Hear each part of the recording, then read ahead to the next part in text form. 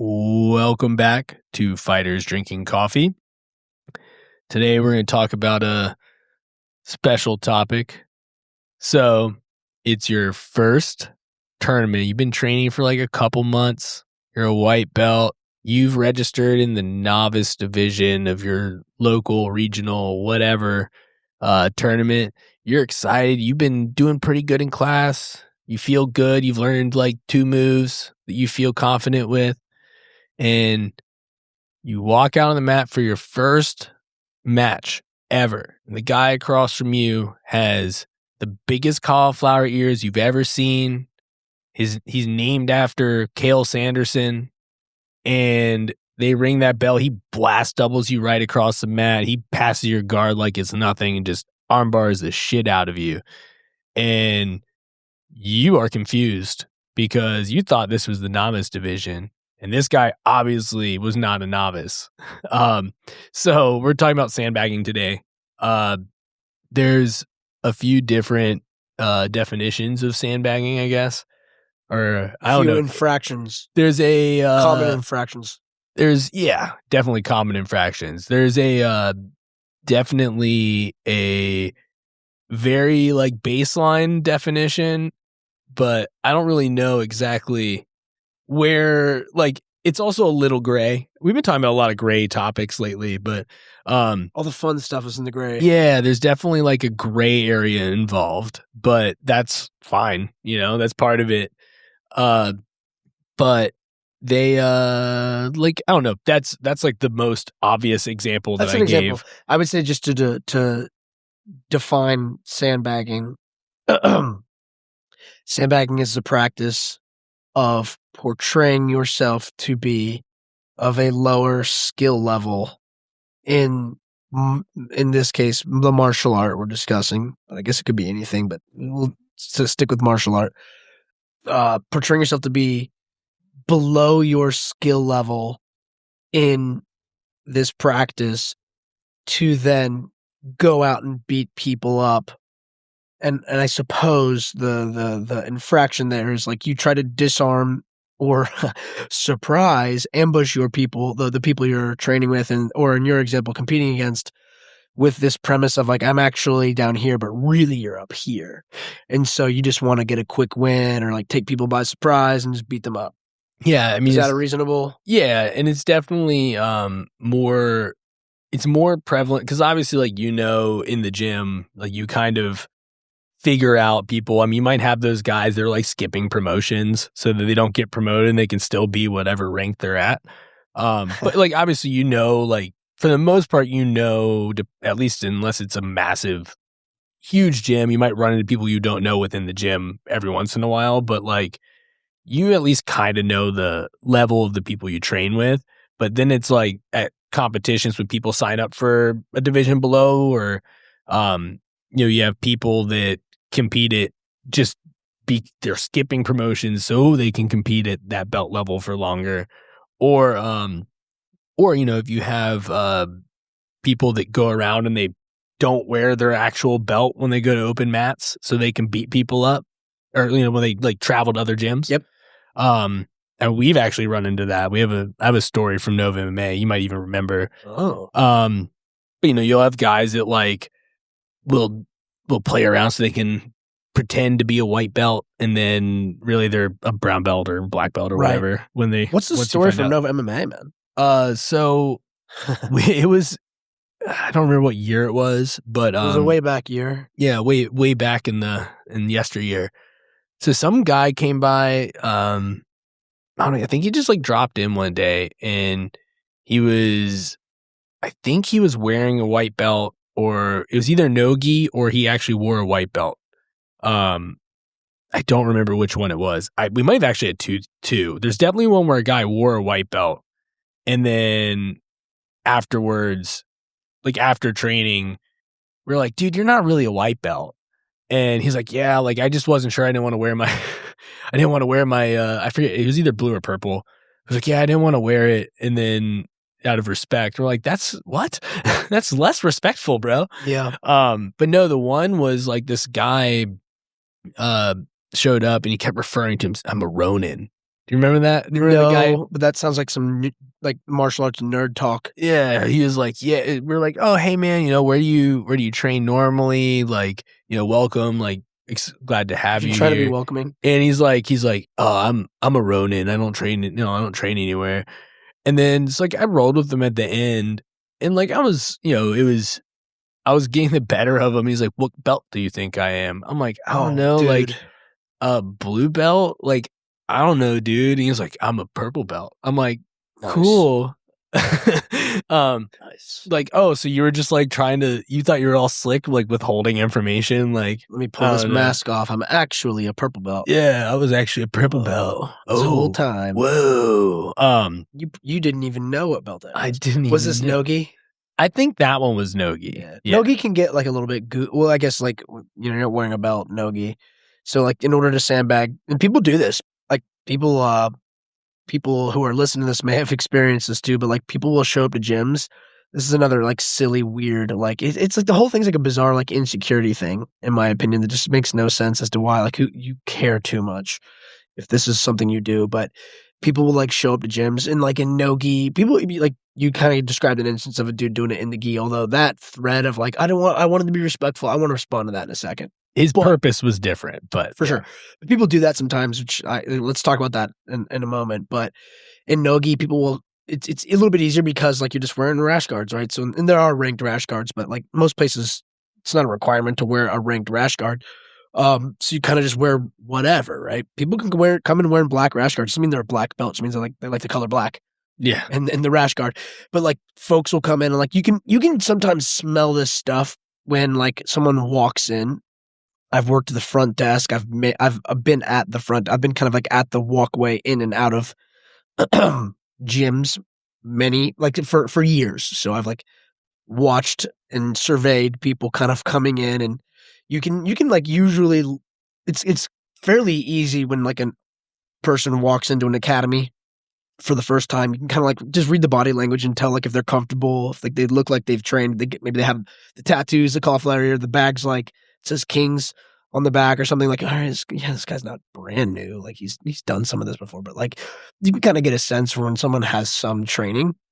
Just something you pick up. Nothing, just a data point, doesn't really matter or anything. But when you kind of get to what I'm about to describe here, that like things start to get a little bit. You might smell a sandbagger like walking in.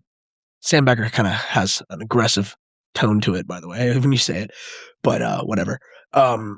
It's when they tell you, like when you ask them, like, oh man, like tell me, like, you trained before? How much training you've done? They're like, yeah, I've done a little bit. And you're like, oh, I see. Like when they tell you, when someone tries to like downplay their experience instead of just being honest and be like, yeah, I trained for 21 years, man. Competed a bunch of times. Cool. Just say that. Nothing wrong with that. I suppose if I had to like assess / like aggregate all the experience I've had with people who have done this, it tends to be people between like blue and maybe brown belt. I guess technically anyone can do this, but it could be a black belt who's just super bizarre and like hasn't quite like matured enough mentally to like do these things. But like it's generally someone in the mid-range, intermediate range before they get to advanced that like feels like maybe they're unsure of themselves. So like kind of sneaking up on unsuspecting people to get some subs in a when they're visiting and traveling is like so goofy that you feel like you need to do that to, I don't know. Like, I don't want them to think that my belt's not as good as theirs. I guess. I don't know. Maybe it'd be really interesting if it's like talking to like a prisoner. We should like do like criminal psychology. We should like interview a sandbagger sometime. Like, what is it? So you're a sandbagger. Why'd you do this? Like, what was like, what made you feel like you needed to tell me that you've only trained like a handful of times in the past, but in reality, you've trained much more than that? Like, what were you trying to, what was your objective in this? Like, what were you thinking? Like, why did you feel like, just tell me more. Tell me more about why did you kill my white belts? Why did you, what made you think you needed to do that instead of just telling us, like, yeah, I've trained a bunch. I took a couple of years off and, I'm kind of a Ronin. I've moved a bunch of times and, my training's been inconsistent. So I'm a little insecure about myself when I go on the mat, and it would just crush me in my fragile ego to like walk into a room and not beat everyone up. So I'm going to tell you that I haven't trained that much. And so when I go in, it's really more for me to not feel so bad if I get beat up on the mat today. So that I can kind of soften the blow and still tell myself I'm the man, even though I got sunned up.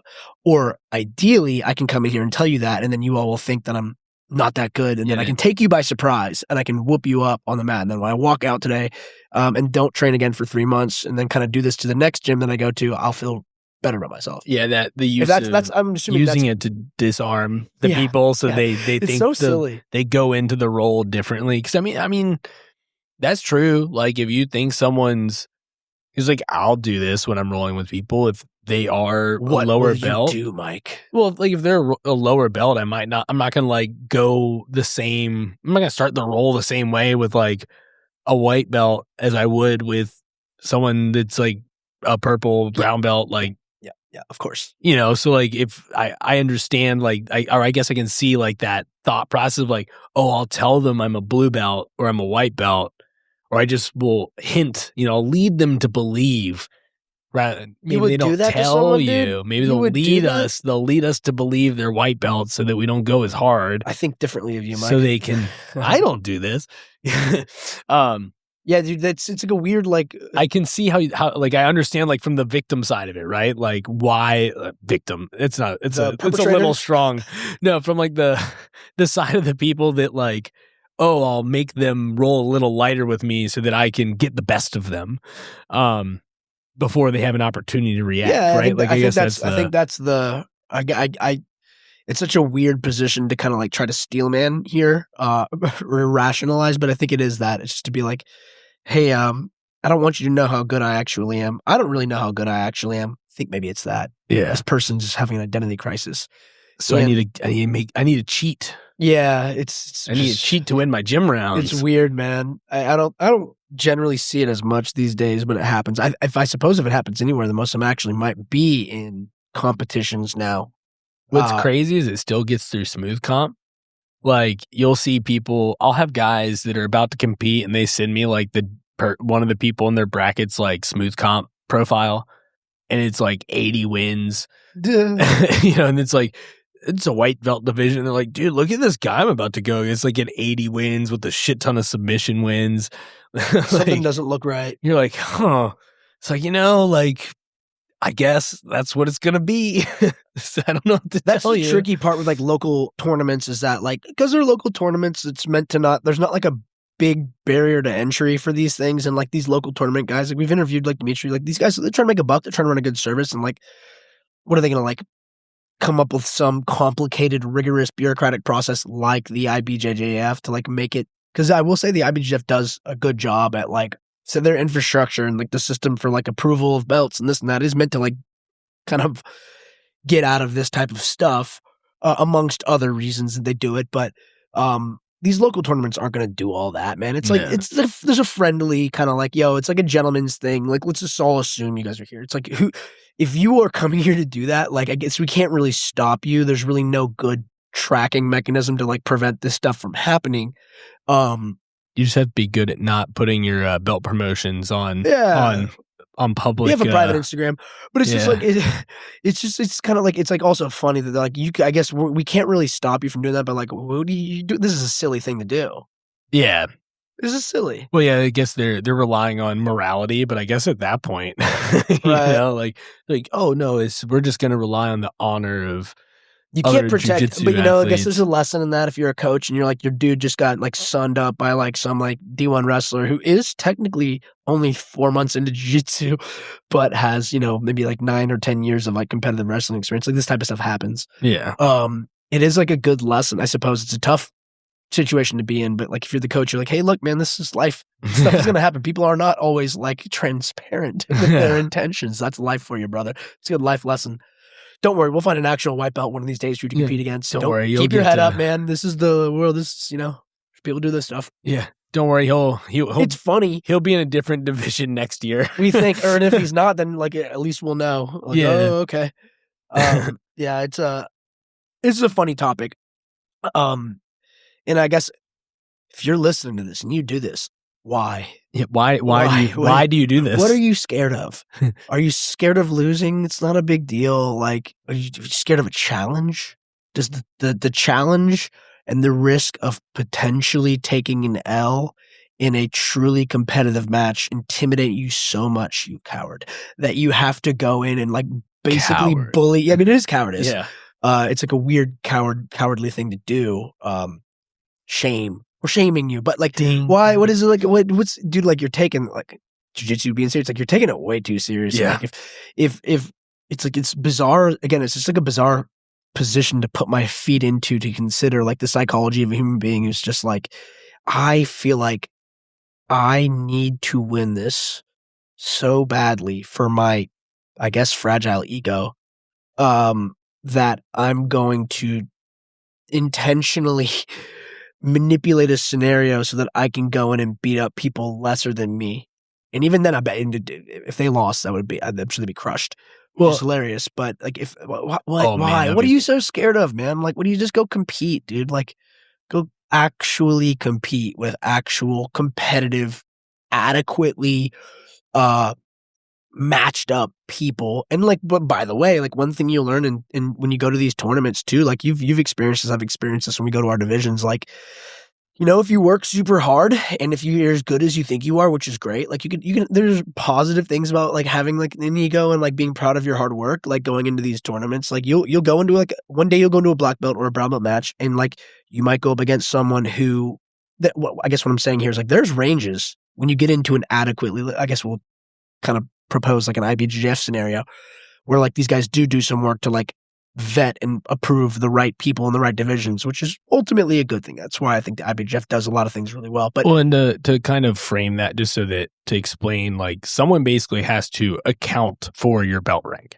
Like, there's right, like, just for the people who don't know, I just want to like, like, basically you submit, you put in your belt rank that you're registering under, and then either sometimes it's the person who actually promoted you, or sometimes the person that it's their black belt. It just depends.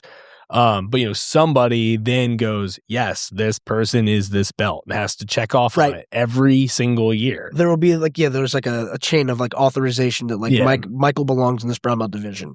So, all right. So with that said, you'll go and you'll get into these divisions where like everyone actually appropriately is put in the right spot, and there will still be massive disparities in skill and experience and capability.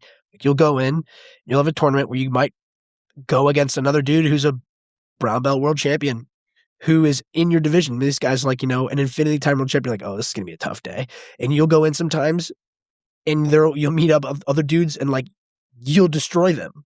You'll destroy them with ease, but they're technically in your division. Doesn't mean the guy's not a brown belt just because he got beat. He's your better competitor.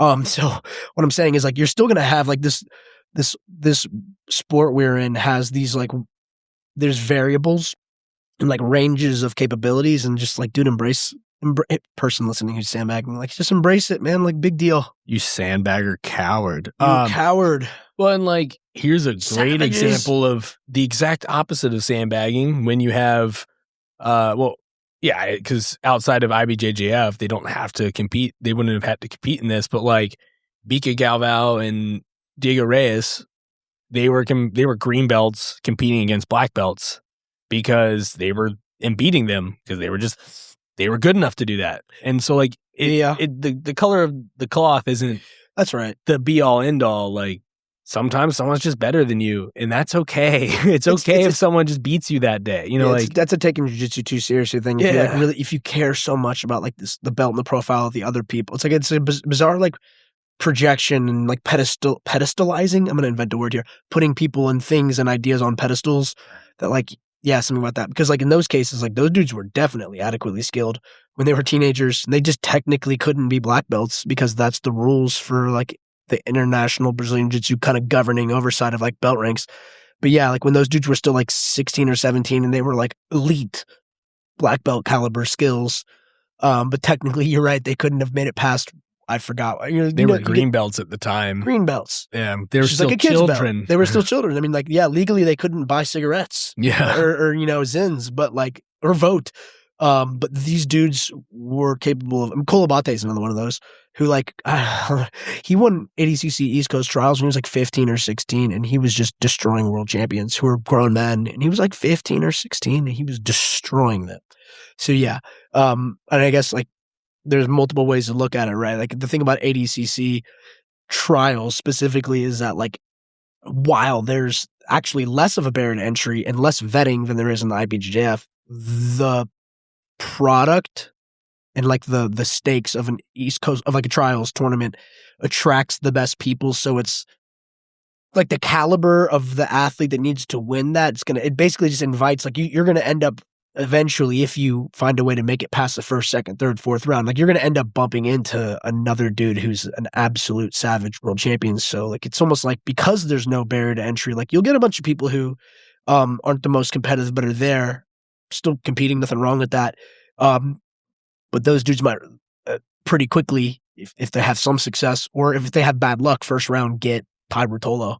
Yeah. You know what I mean? So like you can get, it's the opposite of the vetting process, but it has a kind of a similar, like I guess what I'm saying is like the quality of the event and the reward at the end of the event attracts like the top dudes. So it's in one way or another, it's just guiding the right people to the right place. Well, and it's also, that's like a single skill level division. So, it's all expert. Yeah, You're right. You're right. It's 100. They're not going to check to see if you're an expert, but you're going to find out who the expert is. You'll find out. Like the round of 32 to 16, you'd be like, these guys are experts. Yeah. Did you make it out of the round of 215? If you didn't, doesn't mean you're not an expert. Just means you lost the first round because you may have actually run into like one of the best experts in the first round. But you're right. That is all considered expert division. You're right. Yeah. So there's no opportunity for sandbagging there. I guess. Can you reverse sandbag? Is there? Can you say you're way better than you are and go up and get crushed? Yes. Yeah. Is that, I mean, I guess that's a different. It's a different type of psychology. Is that like a better version, maybe? I don't know if it's better. It's for funnier. Everyone else, maybe. It's funnier because it's sort of like that's a person with extraordinarily a delusional mindset, which I suppose is a little bit easier to understand. Isn't that the guy from Bloodsport, Frank LeDuc? Isn't that what happened with him? I don't remember this. The real guy, the guy who sold the story of Bloodsport, Jean-Claude Van Damme, to he is the person that Jean-Claude Van Damme plays in the movie. Right. Is Bloodsport the one where he wears like the silk underwear and does like the splits in front of that blonde hot chick? Or is that the kickboxer? That's kickboxer. No, Bloodsport is where he goes to the secret kumite. Yeah. In Hong Kong or something? Yeah, like the underground. And he had the buddy who was like the hillbilly trucker guy, and then he had like the gets his neck broken by that's right, the Korean bro. Yeah. That huge Jack Korean guy. Big chest, big tits. Yeah, so that dude with huge chest. But so the guy that Jean-Claude Van Damme is playing is like had all these stories about like how much of a badass he was, to the point where like he goes into, I don't remember if it was the UFC, but like a legit MMA fight with like this whole like record that he made up essentially of like including that kumite from Bloodsport, and that he was like this secret undercover operative hand, his hands are weapons. I consult for the CIA and their wet works. Basically, special ops talks to me. I can't really talk about it. Goes to the MMA. It goes to this MMA fight. Just gets fucking obliterated. Brutal. And it was like, I guess you're not as good as you said you were, sir. So that stuff used to be a lot more common before the internet, basically, where it's like nowadays, unfortunately, those dudes just can't really get away with that stuff anymore. Although I bet it still kind of happens. It just happens less and less because it's too easy to expose people on that. But yeah, to your point earlier, I suppose it could be done. If that dude goes into a tournament and just gets owned right away. It just it's dangerous for different people, I guess. Yeah, it's dangerous for homie. And then those guys can always say they're like, well, I had to hold back all my moves are like they're gonna kill the other guy, so I just didn't do any of my moves. Yeah, I didn't do it. I was worried it was gonna kill him. It was dangerous. The same thing, like the same, like I'm an Infinity Black, but it's always those guys always like sound like they ain't. You occasionally when you're in gyms long enough, like you'll get weirdos who come in and like want to tell you about all the black belts they have, and they name things that don't sound like martial arts, stuff you've never heard of. Like they're like, yeah, I'm a Wang Jung, like a red belt. Like, what is this shit? Like, I've never heard of these martial arts in my life. But there's so many like little subcategories of like karates and kung fu's and this and that. So it's like it's like, almost like this is like more of like I saw my lack of knowledge of the many different specific subsects of martial arts. There's so many of them that, like, when people name these things, I'm like, I assume this person's a psychopath, and this is not true. But also, like, I guess I can't rule it out. I don't know enough to say that this isn't real, but I feel like it's not real. Basically that. Yeah, exactly. And then, like, it's you sometimes, like, you just, if you're in like a sales and or if you're in a customer service position, you kind of just let them talk. You're like, dude, tell me that's awesome. Oh, no way, you're that thing and a that thing and a that thing. Dude, that's really cool. Have you ever done jiu-jitsu before? No, never. But I've done like this thing. And then they'll keep ranting and you're like, all right, very sweet. All right, so I'm gonna need you to sign the waiver. You're gonna go to the intro class. And so you do that, and then don't hurt my students. Sometimes please. Those guys are all still like kind of like awesome dudes. You're kind of just like, you just think to yourself like, this person's probably delusional, and but maybe not. Maybe I just don't know about these martial arts I've never heard of. So we'll see. But and then but the funny thing about all that is, like, you just tell me you don't know this, and that's totally fine. I'll just put you with, you're gonna go to the intro class either way. I don't know you, bro. Like, that's just where you're gonna go. And we're gonna have like 2 instructors probably watching you, make sure you're not a complete lunatic. And most of the time they're not lunatics. They just say this stuff. And they just get tapped out and owned by everyone. And by the way, big deal. If you're in the intro class, everyone's getting tapped out and owned. So it's not like, don't worry, they all suck. The funny thing is, like, it's like, who are you trying to impress, man? Like, it's okay. Like, to your point, like, we don't see a lot of this stuff because we have Instagram. Like, we actually know, this would be another thing. It's not sandbagging, but like, this was kind of a shout out to like the dudes out there who train hard as fuck, who are really good, but who don't post a bunch of shit online. Like, that's not sandbagging. But I actually really like that. We have a mutual friend. We'll call him the doctor, who people know him, especially people here know how good he is. But he's the kind of guy who, like, he's not a big social media guy. He's one of the toughest dudes I ever met. He's nasty. He's very good at jiu-jitsu. He's sick as fucking wrestling. Beast. And he'll kind of go to other gyms. He's not the type of guy. He would never, like, he will tell you, he's like, I'm a black belt in jiu-jitsu. I won a world championship like a year ago. He would tell you that if you asked him. Like, but he's a very, like, humble, unassuming guy. And then, like, you'll train with him. And he's told me countless stories of, like, going to, like, he's a funny guy who, like, he has this crazy history in the last, like, 5 to 6, 7 years, as long as I've known him, that, like, he'll, like, just in various travels for work with family, like, he'll, like, go on vacation to, like, Panama or whatever, and he'll pop in at a local gym because he wants to train, and he'll go in there, and, like, he has stumbled upon, like, world beaters, dude, and like, people whose names you know in jiu-jitsu, and just kind of popped in like an open mat and trained with these guys and trained hard with them and, like, earned their respect because they're, like, multi-time, like, elite champions. And he'll go on the mat with them because he's just not the kind of guy to, like, post a million things on Instagram, but he trains. He's definitely not sandbagging, but they won't know who he is. And, like, I have like I kind of appreciate guys like this who are sort of like, we'll call those guys the actual, like, Frank LeDukes, like, the kind of, like, the secret covert ops guys who are like, no one knows who he is, but why is this guy so fucking good? He didn't downplay it. He actually was kind of humble. He had a little bit of this guy might be like a tough aura to him. So he's not hiding the ball. He's just not, like, puffing his chest. And he comes in, like, he goes with, like, the guy who's the head coach, who's a world beater, and, like, takes him to task until, like, the last second of the last round. And, like, the world beater usually is like, dude, you're kind of awesome. High five, knuckles him. I've been with this doctor to events where, like, we've been, like, at tournaments, and we'd run into some of these dudes, and they'll be like, it's you. And they'll be like, yo, how are you, man? You're the man. I'll never forget you. You showed up in my gym. I didn't know who you were. You were like, no one in my gym beats me up. You beat me up. Like, who are you? It's cool. And they'll remember him. It's fun. So it's like that's a reverse secret legend. He is. He's the not so secret legend. Some of you listening, maybe you've interacted with him at your gym. A lot of people listening have interacted. They know who I'm talking about. These other gym owners. They know who I'm talking about. And the gym owners know him too. But yeah, exactly. It's like that's reverse sandbagger. The legend of the doctor. That's I guess the reverse sandbagger, somewhere in between. It's a full reverse because he's like, no, I'm pretty good, but I'm not the best. No, I've trained. But like, I'm good. I've got a black belt. Yeah, that's all it takes. Just like, if you go into a gym or whatever, you're visiting someone and they ask you a question like that, you just be honest. You know what I mean? Why not? What's the weird thing about it? There's nothing to lose. I mean, anytime I drop into a place, I'm like, yeah, like, this is how long I've been training. This is the belt I have. Yeah. I compete. Like, yeah. Here's all of it. Can I come train? Can I train with you? Can I train? Ask yourself, like, it's like weird. Yeah, I mean, it's sort of like, if you're listening to this and you're a practitioner who may or may not be doing things like this, like, ask yourself this, like, if you were going into someone else's house, like, if you were in their position, like, what would you want someone doing this? This is bizarre behavior, man. Yeah, it's weird. It's very weird. Sandbagging's weird, dude. It is weird. It's silly.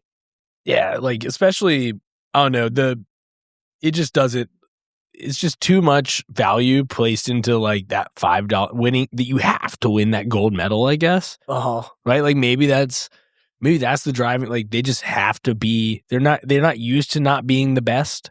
Yeah. Or they feel like they have to be the best, and so they're afraid to not win every match or something. Like I don't know. That or like their ambition is so low that they think they need to like you said, go beat up someone in a division below them in a local tournament rather than, again, I don't know if that gives them some sort of overwhelming, it's probably fleeting, because deep down, you're like, I kind of, cheat might be a strong word, but sort of like I took the simplest, I like deceptively like beat up people weaker than me. I didn't do the hard thing. Correct. It's that.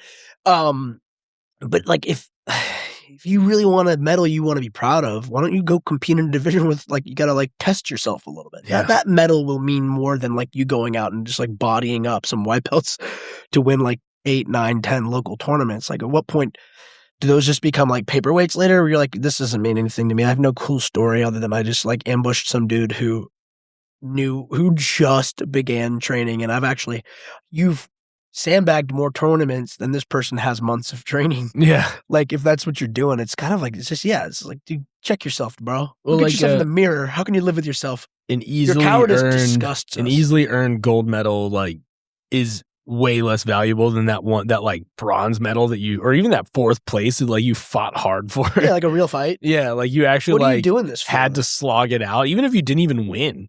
But like sometimes, like I don't know, there's been a hard fought loss. Sometimes I have way some better. hard fought losses that I'm very proud of. Yeah, that I got. Yeah, that you're like, no, like I'm proud of that. Fight. Like screw that other, like I don't know, walking through a whole division, right? Like yeah, it's weird. Sometimes that's cool, but like, where's your honor? Where's your Bushido? Where is your warrior code? Like, why are you doing this? Are you doing this because you want to be a better warrior? If that's what you do, the answer is no. It's not. You want to be kind of a bully. Yeah, that's just being like a bully for sure. Shit. Like, what are you doing? Or go pick a fight with like, go into it. Go win a real medal that's you earned. Like, and then you could be proud about it, puff your chest about that. Like, I have no problem with that. Like, get hyped. Cool. Do that with some taste and with some, decorum, but also like, what are you doing? There it is. Okay. Yeah, that's strange. It's like, I don't know. We don't really associate with like the types of people who would do this sort of thing. So it's like, I don't know. I don't it's know. It's cool to shame them. It's fun. It's fun to shame them. Yeah. Shame. Yeah. I don't know a lot of people that are sandbagging. So thankfully. At least, I mean, you'll interact with them, but it's like that's like a weird like interloper kind of thing. Someone kind of sweeps in and then like does like the shady thing, and then kind of people can smell that, and they don't want to be around people like that. So they'll kind of like those dudes inevitably kind of wander off to go pull this trick off, I guess, on someone else somewhere else, or maybe at some point they mature in their life and they kind of grow out of it. One would hope, but it's those types don't tend to stick around because like people are smart. And they'll figure it out and like, oh, you're the weirdo who like tells everyone that he's trained 4 times, but has been training way longer than that. I think I've run into more people that exaggerate their experience than I have people that underplay it. Like I think I've actually, so like we had a guy come in once. He doesn't train with us anymore, so I don't care about telling the story. But like he came in and he was like, yeah, like I've been training for a while.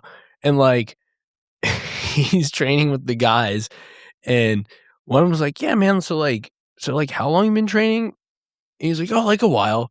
He's like, no, but like what's a while? And he's like, oh, I like popped into this one gym for like a month. So like, he did like a free trial at this other gym, and like he was like trying to like coach these other people who've been training for a couple years at this point, like through stuff, and they're like, hey, dude, like just stop.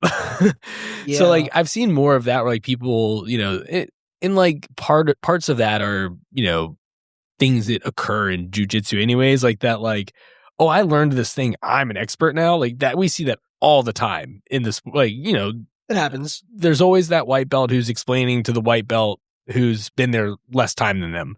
but not the brand new trial class guy explaining things who's also literally just a trial class guy. Right. Explaining things to someone who's been there for a while. So that happens too. That's also very weird. But for whatever reason, like if we were to like grade the infractions and which ones, like the sandbagging to me is like one of the worst things a person can do, because it's like you knew you had, that's a bully move. In some capacity, in my opinion, like someone doing that, that's like, I guess you are intentionally, you're beating up people like weaker than you, and like you're trying to make it sound like you're not as good as you are, so you can like, you can trick them. It's they're intentionally doing things to hurt, or maybe not, but like hurt, you're doing something that's to the detriment of another person to make yourself feel better. Correct. Yeah. Which is bizarre. But to me, that's one of the grossest ways to behave. But there's only like one or two things below this person. There are things below that person, which we can talk about maybe another time.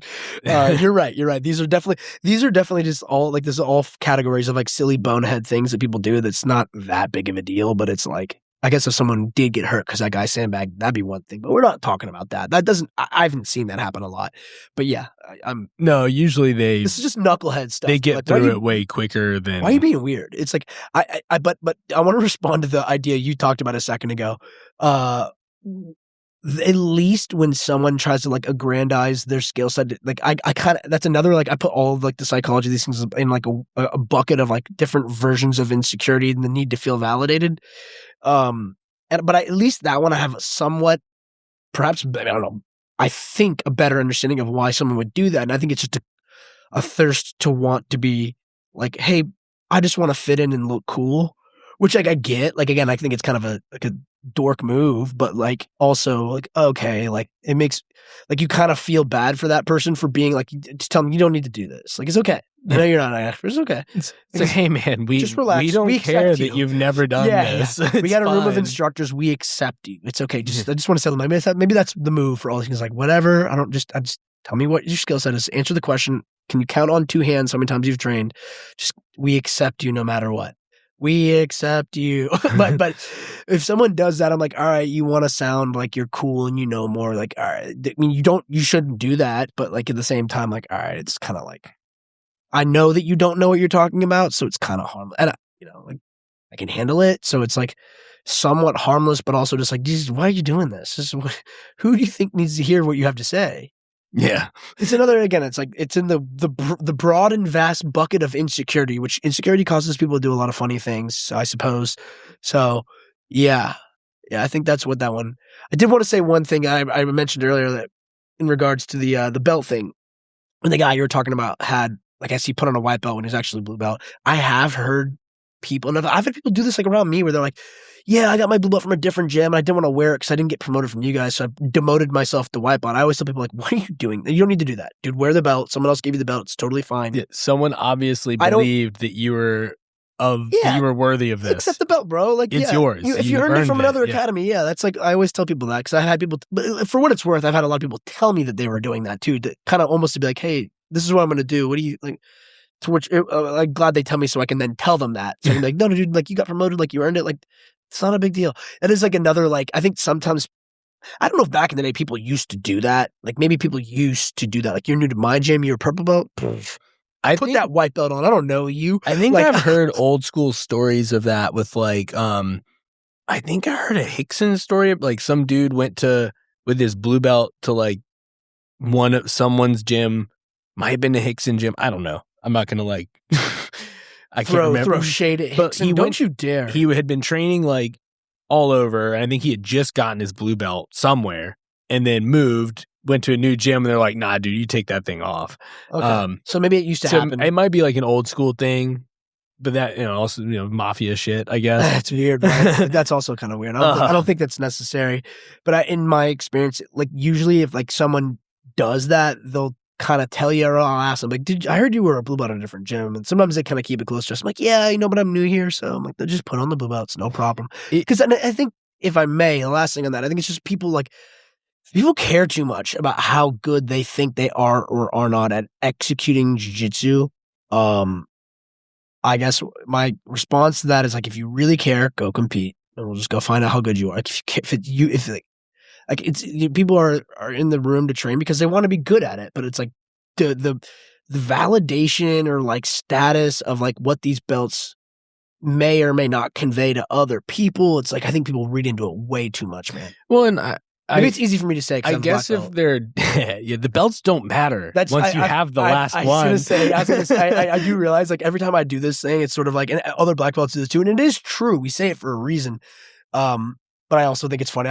Every time I say this, cliche, right? It is a cliche, but I always want to say that. I'm like, I guess it's easy for me to say because I have a black belt, but whatever. But it's true because like you'll get like that's the thing is like I've trained in places, dude. Like I trained at Knack's place where there's this like giant, awesome dude who wrestled for the Olympic team.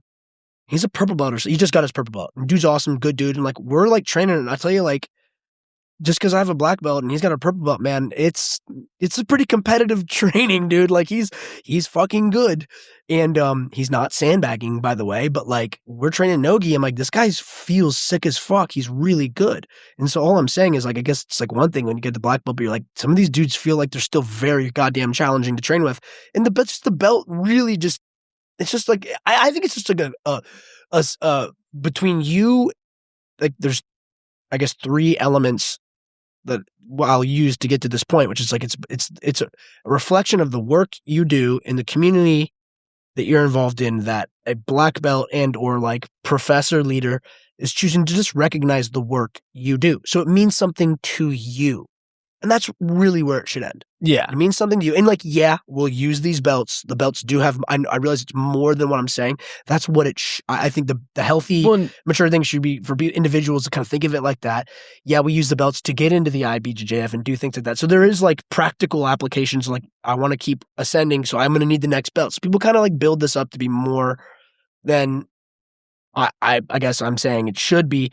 But like at the end of the day, man, like most of our time is not in a competition room. I recommend people to compete, but most of the time it's going to be just in the gym. And like when you're in the gym, it's like if you are constantly looking around at the other dude's belts and like maybe overthinking the value of what these things mean. Not that you shouldn't be fired up if like you're a purple belt and you're like, dude, I had a really good round with the black belt. Like I don't think it's okay to be fired up about that. It's a positive thing.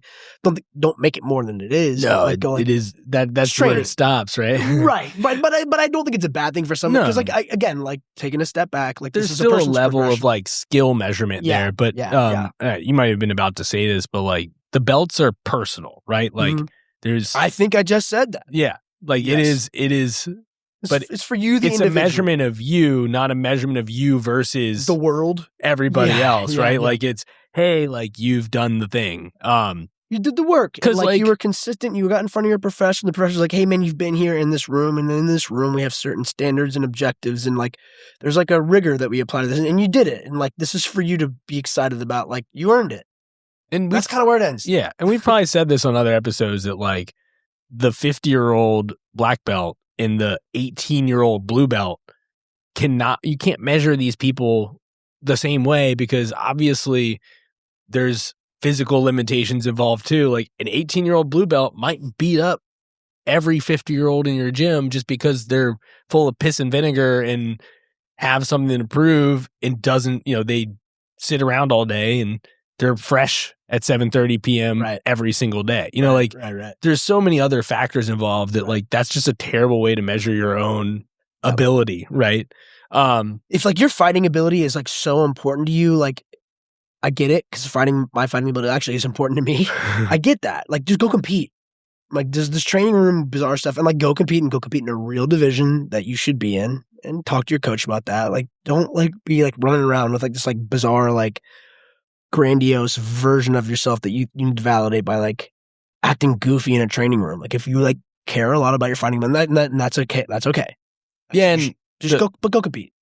The reason I used that that competition example at the beginning is because there's specific, like especially at like locals, they tend to have like a division that's for first time competitors, and they tend to state in those rules like anyone who's wrestled should not be in this division. Like if you've done any other grappling sport, you shouldn't be here. That's right. Like that's why I use that example. Cause like, yes, if you're ranked at a white belt, compete at white belt. That's fine.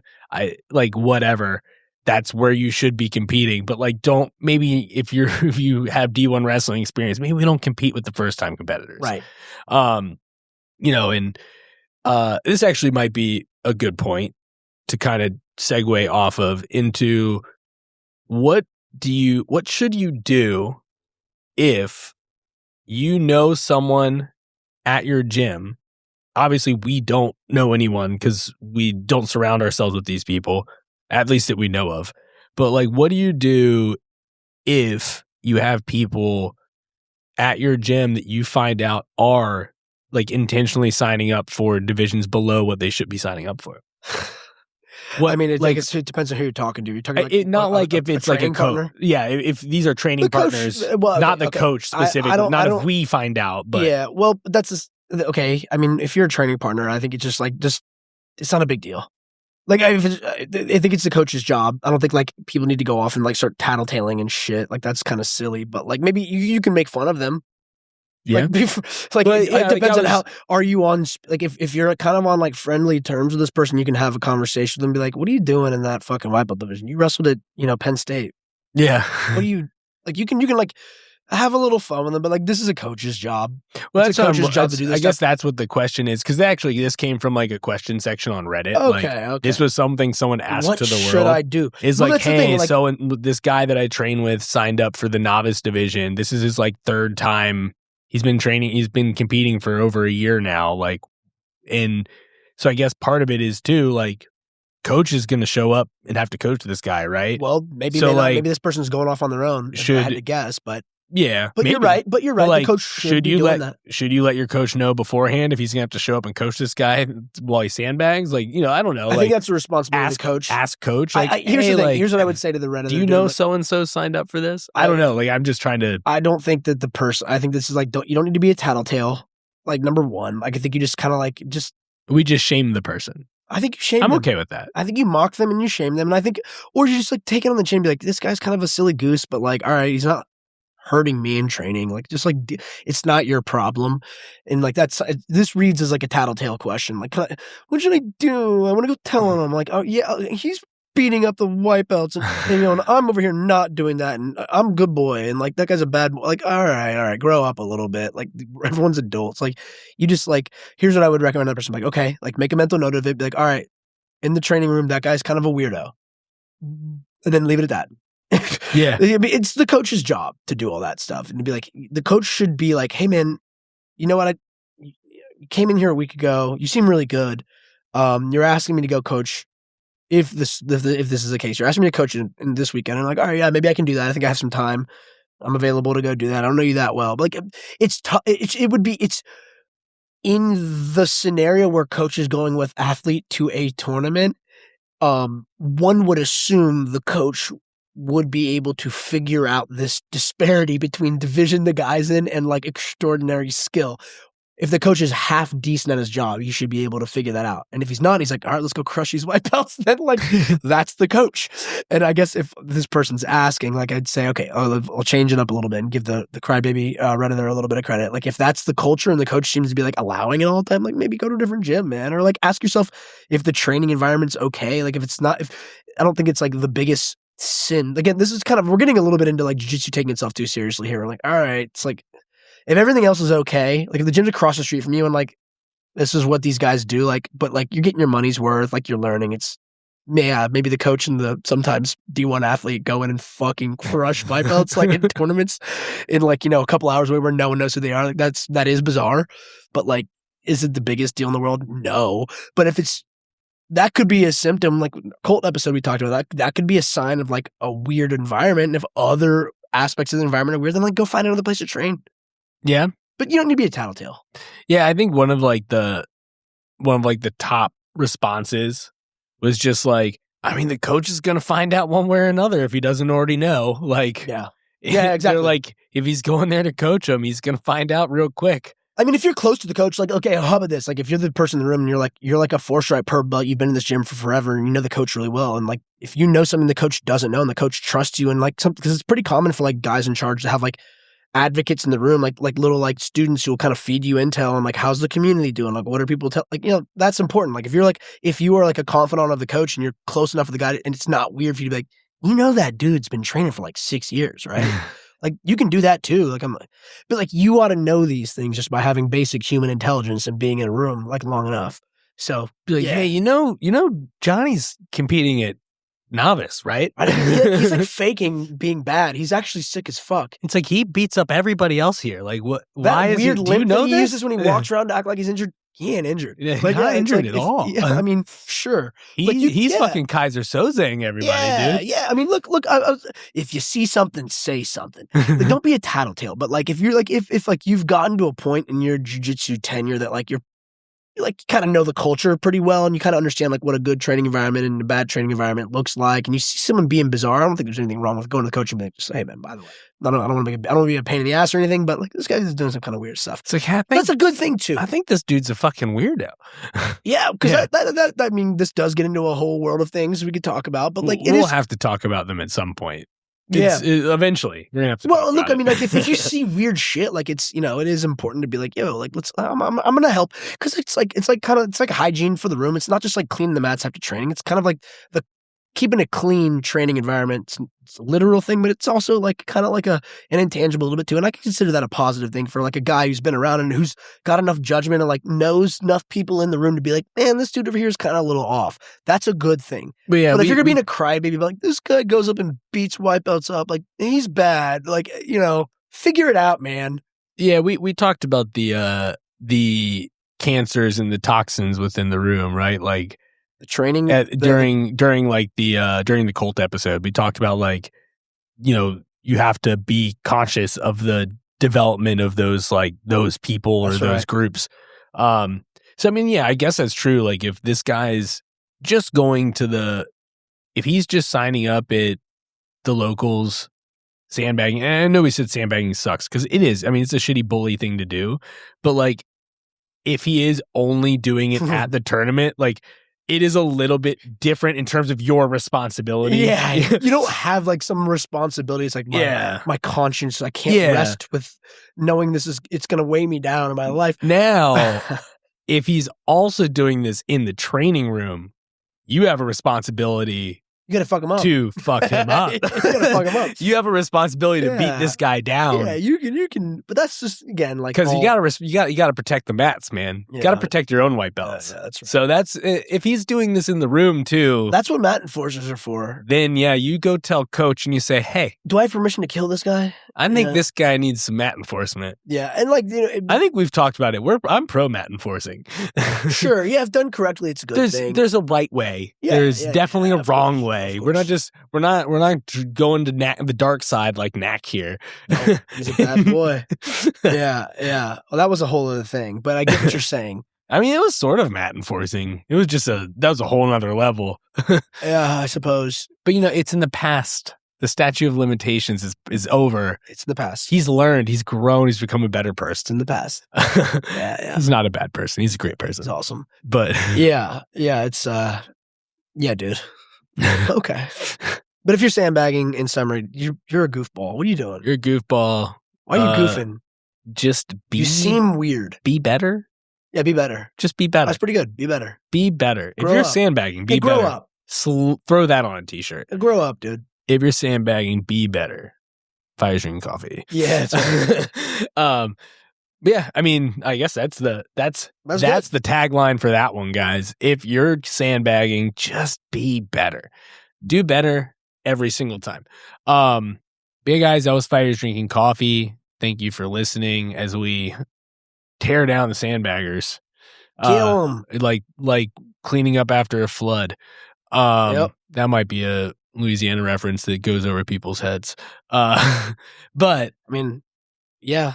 I don't know. I guess. I don't know. Hurricane Katrina or something, dude? Yeah, it's, you know. Did you guys have a big influx of sandbaggers coming in? I mean, you had an influx of people committing a lot of crimes. When there's a lot of water, you build sandbag True. to keep the water from going places. Right. And then so when the flooding's gone, you have to pick up the sandbags. have to clean them up. Oh, okay. Just like when we enforced the sandbaggers off the mats. I guess it did go over my head. Yeah. All right. You kind of got it, I guess. Okay. There you go. But yeah, so that was Fighters Drinking Coffee, guys. Talking a little bit about sandbagging. Why it's silly. It's silly.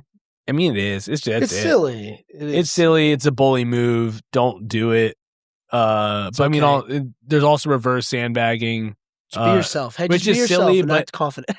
It's in a different way. Be yourself and be confident. Just be yourself. Honestly, that's the whole moral really of is. the Just story. Be yourself, man. Why Be are you being weird? yourself. Don't put on a front, dude. Quit acting brand new. Quit fronting. Quit fronting. But yeah, guys, it's that was Fighters Drinking Coffee. Thank you guys for listening. As always, 5 stars. Drop some comments in the comments section. I don't know if you can write words with the reviews in the comments. No, like when you do the 5-star reviews, I don't know if you can do that just anymore. Ask you, but you can put a review. And you can type in notes and say like, hell yeah, you guys. Oh, you can? Yeah, okay. well, that's just a different. It probably just depends where you're reviewing it. Just we're talking about Spotify. Or... Do the comments, do the reviews, just do all of it. Just write shit wherever and give us 5 stars. Yeah, we don't care what it says. You can literally just quote the episode if you want. That's fine too. Have fun. Have fun with it. Have fun with it. That is one of the rules of Fighters Drinking Coffee. Have fun. Have some fun. But yeah, guys, thank you for listening. Bye. Bye.